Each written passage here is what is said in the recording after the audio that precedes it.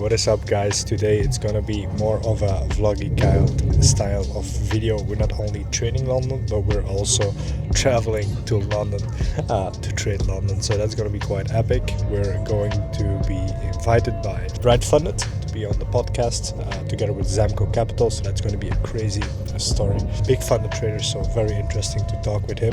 Currently doing some charting on the trade. So let's have a look right here. We're checking on EU. Maybe potentially if we can take some shorts on the strong dollar momentum. We're about to take out Asia highs, so I'm gonna be monitoring this. See you guys in London, because London's calling.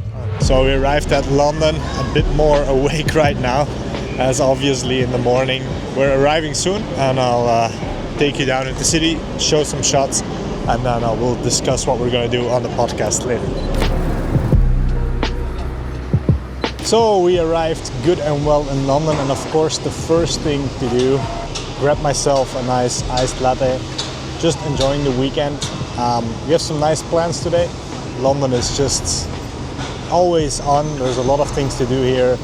Just a lot of things happening at once. I have to watch my bag as well. Just gonna enjoy my coffee in peace here. Just check my messages, check the charts. Of course it's NFP today, so I'm not gonna be trading. Beautiful yen move, by the way, that we called in the group. We traded it. Of course, I made a mistake in closing way too early, but congrats to the members who took it. Prepare for the podcast, because I'm very, very happy to be on the podcast again with Brightfunded. So I'm going to meet up in the afternoon. First we go to the hotel, we meet up with Eduardo, and then also ZamcoCapital is going to be there. So it's going to be very interesting, that one. And see if we can get some content over there as well. So small update, of course, we were far too early to check in the hotel. So we just dropped off our bags, changed because the weather in London is absolutely hot right now. So we just went to a little tavern right here, grabbed something to eat because we have been awake since 5 in the morning and we didn't eat anything. Quickly checking the markets, expecting the dollar to drop. But it's an NFP day, so I'm not really looking to trade anything. Also, when London opens, there might have been something possible. But again, everybody is anticipating NFP, so expecting it to drop, not trading it, of course. And it's going to be fun because the podcast is going to be just slightly after NFP. So potentially we can talk a bit about that, but mostly we'll talk about the prop firm industry, trading prop firms, scaling prop firm capital. And then, just going to grab something to eat real quick, shoot some stuff again. And then I'll see you guys later when we are back at the hotel preparing or going to the podcast.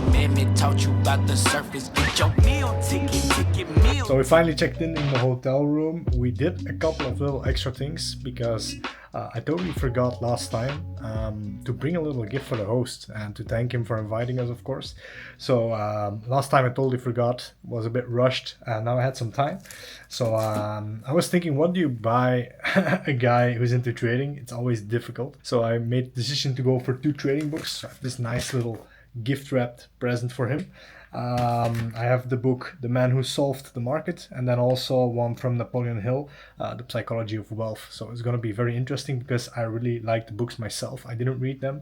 I was very interested when I saw the books, so I was like, okay, obviously he's going to like them as well because we're like-minded, we're traders. And then also I'm going to add a little bit extra. I'm going to add him a book and a little pen because I think he deserves it. He's a great host, awesome guy, and we'll see if we'll grab dinner or grab lunch in a couple of days. Would be nice as well, but it's always difficult to buy something for a trader. The only thing I could think of is like a book, a pen, or a cigar or stuff like that. So this is the gift for today. By the way, if you like the if you haven't done so yet, don't forget to like the video, subscribe if you want to see more content, and let me also know in the comments what do you like to see next, and then I'll see you soon at the podcast location. Everybody hates it. I'm becoming a vlogger, you know. So we just finished the podcast. Absolutely awesome as always. It was really nice to talk to Zamco, also seeing Eduardo again, the host. Thank you again, Eduardo, for hosting us, and only the value that was shared to see how there's another trader also trading prop firms, but just totally on a different side of the spectrum, like trading it fully differently than I am doing is crazy to get some insights on how Zamco was approaching prop firms. So I think this podcast is going to be so filled with value. We also shared some great advice, some personal lessons. So really looking forward to when the podcast is coming online.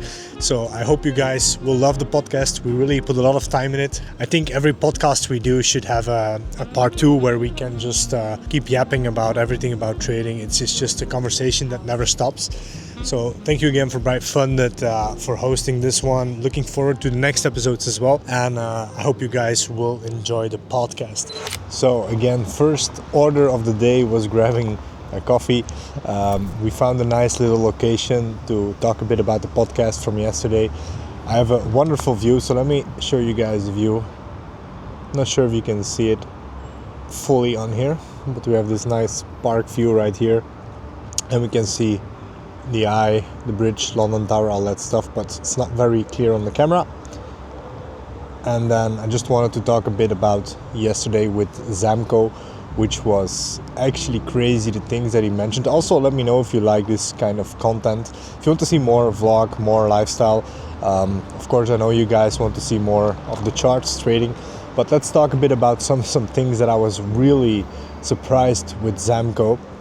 The first thing he mentioned, of course he's the opposite of me. He's very high risk. He also looks at it as a business, but the crazy part that he mentioned was we had the question whether we like trading or not, and he just said, I don't like trading, I'm just here for the money, which is crazy because I always believed, or for me personally, you need to love trading. You cannot do trading if you don't love it, if it's not your passion being behind the charts. And I know a lot of people who failed in trading just because they don't have the passion, they just want the money, they want to get rich quick. But the cool thing is, I think Zamco as well is obsessed or addicted to the game of winning, of trading, of making money, but he doesn't really like it. So that's quite interesting to me because I really love it, and it makes the process a bit more fun for me, I guess, a bit less stressy. And I think he's behind the charts a lot more. But then again, it's quite interesting to see that difference between me and Zamco. So really interesting conversation on the podcast about that. So really stay tuned for that one. And then the other things like the amount of risk he is taking on the prop firms, because he made like 150k this month trading prop firms. You can only do that if you take a lot of risk. So it's quite interesting because in my journey, when I was taking a lot of risks with prop firms, I just noticed that I was losing accounts way too quickly. He is losing accounts as well. So very transparent guy, very good trader. And he mentioned just like, I lost 1.2 million in funding, but just a couple of trades later, I got 1.8 million again, which is absolutely crazy. He's like the prop firm end boss. I think prop firms don't really like him. That's why they're capping his accounts. So that's quite interesting. So stay tuned for the podcast.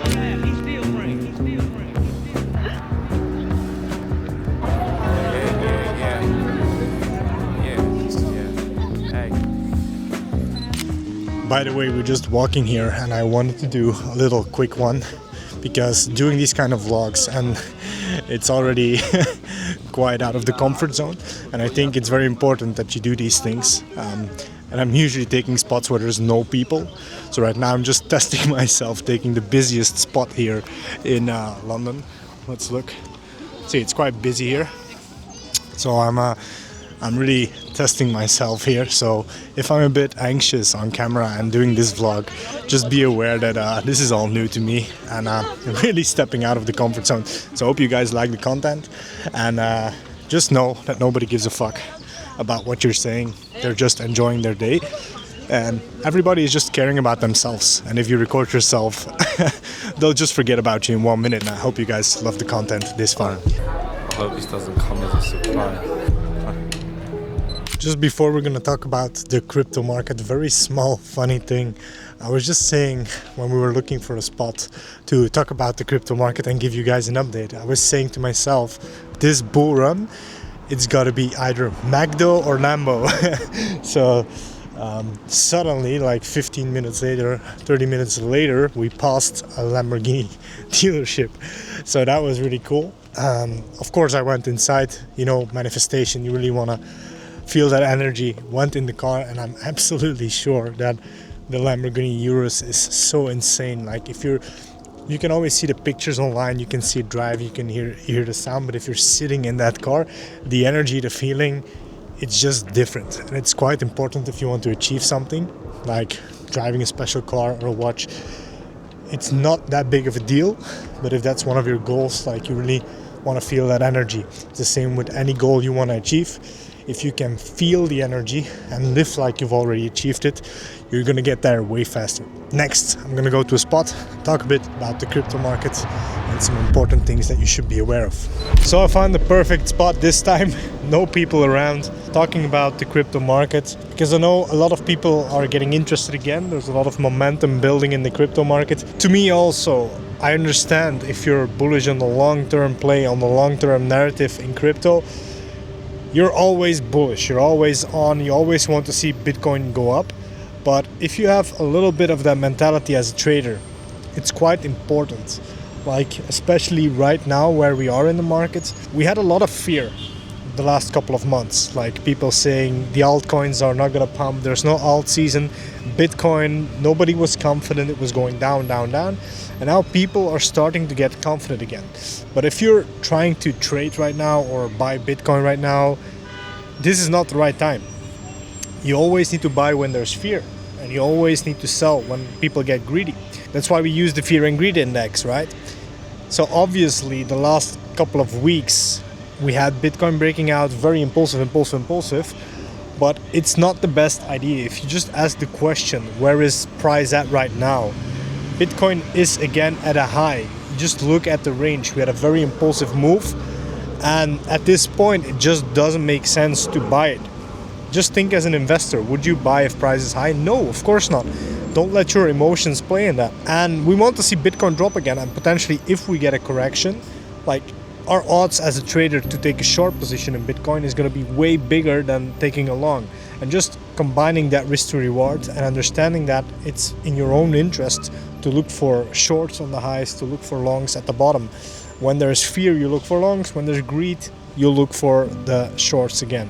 So that's always the mindset that you need to have. Of course, you can be bullish, and we can expect May to be bullish for crypto, but don't take a buy at the high of a range. That's just very stupid to do, and something I did, and I lost a lot of money in the past, so I'm not doing it anymore. Look for shorts. It's the only thing. I know you don't want to short Bitcoin. I know you want to see it go up all the way, but it's the best thing to do right now. Look for some high formation. Look for price ready to drop, because it only makes sense that a lot of people want to take profit after there's been a rally. After there's been a rally, you don't want to be taking long positions anymore. You want to be looking and switching to a mindset, okay, what is price doing? Are we at a premium? Are we at a discount? So these things are quite important. Don't let your emotions handle your trading, especially in crypto, because it can go fast. And it might look bullish, and you might think to yourself that you're missing the move. So some big advice for you guys, always look at where price is at. Are we high in the range, low in the range, premium, discount, and trade accordingly. Now next I'm going to enjoy a bit more of London, looking for a spot to eat in the evening. And then I'll see you guys later with another update. Just as we were walking, I just thought of this thing that Zamco said in the podcast, which is actually very interesting, that I'm going to use as well. He was saying that a lot of prop firm traders, when they have their data and they know that they're good traders, they take 1 month or 2 months to get funded, which is crazy, because if you're trading full time, if that's your approach, you're wasting 2 months of time to get funded. So what he does is risking 4% or whatever the prop firms allow him to use as risk. One trade, move on to the next account, and just flip those accounts really quick, pass them really quick, which is high risk. But I mean, it makes sense in a business-wise aspect, where you are getting funded way quicker, you're getting quicker to the payout stage. And like if you're doing 100k accounts, and let's say you lose just one, you can count it as a stop loss, and maybe you're just losing 500 euros, 300 euros for one account. You can just keep buying them, you pass a couple of them, and once you get those payouts way faster, you can just keep scaling. So that's an interesting thing that I learned from the podcast, and he's gonna talk about it in the podcast, and something I'm gonna apply a bit more, because I was doing the scaling, and obviously I had 800k in funding real quick, and now I'm doing it a bit more safe, and it's taking me way longer. And also that creates more frustration, because you're not getting any payouts and you're waiting to get funded again. So for me, that's another lesson that I'm gonna take with me, and something that you should look into. How long is it taking you to pass an account? If you have your data, should you risk a bit more and get funded faster? It's all how you think personally, but I think a lot of people should consider this. Think about it.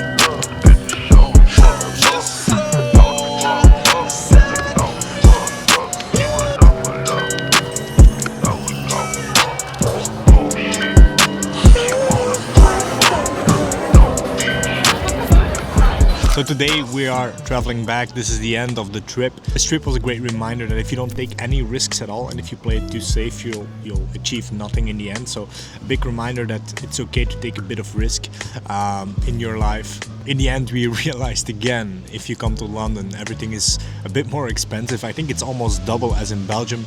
So you realize quite quickly, if you want to enjoy life, you really realize that it's pay to play. I want to thank you guys for watching. Again, please don't forget to subscribe, to like the vlog, and please subscribe, like the video, comment what you liked about the vlog, and if you want to see more, and then I'll see you in the next one.